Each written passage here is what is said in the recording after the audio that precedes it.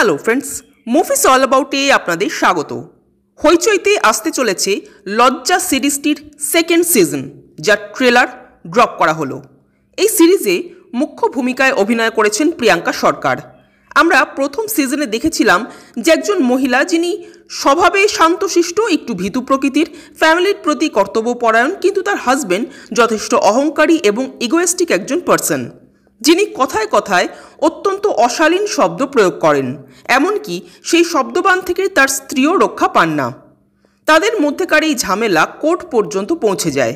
Husband কোর্টে নিজের ভীতু স্বভাবের স্ত্রীকে মেন্টালি আনস্টেবল প্রমাণ করতে চায়। অন্যদিকে স্ত্রী জানায় যে স্বামীর শব্দবাণে এবং অশ্রাব্য ভাষায় সে মানসিকভাবে বিপর্যস্ত।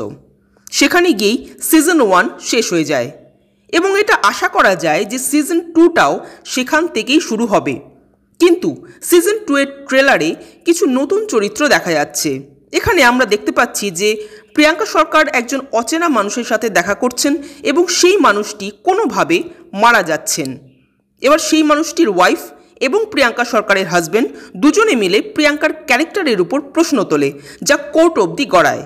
এবার কে সেই ব্যক্তি, কিভাবে তিনি মারা গেলেন, প্রিয়াঙ্কার সাথে তার পরিচয়ই বা কীভাবে, সেসব জানতে গেলে আমাদের লজ্জার সিজন 2টা দেখতে হবে।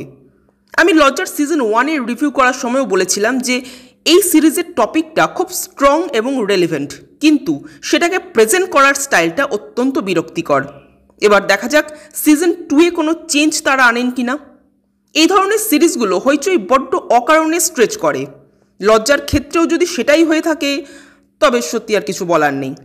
যাই হোক, ট্রেলারটা আহামরি কিছুই না। এবার দেখা যাক সিরিজের গল্পটাকে তারা কিভাবে এগিয়ে নিয়ে যায়। আপনাদের ট্রেলারটা কেমন লাগলো কমেন্ট করে জানাবেন। আর আমাদের ভিডিও ভালো লেগে থাকলে প্লিজ লাইক, শেয়ার, সাবস্ক্রাইব করতে ভুলবেন না। Thank you.